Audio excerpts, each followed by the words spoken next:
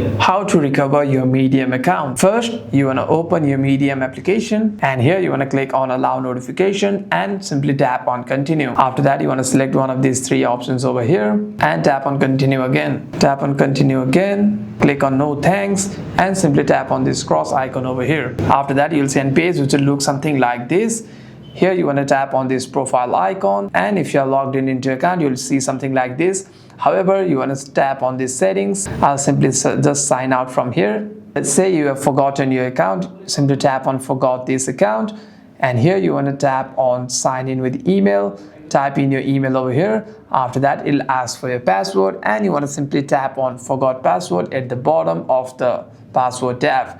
By doing so, it will ask for your email again, and simply you want to type in your email linked with your Medium account. And by doing so, you'll be sent a link to reset your password on your mail, and by simply opening your mail and clicking on that link, you'll be able to reset your password. Hope this video was helpful, and if you have any further questions, make sure to leave a comment down below.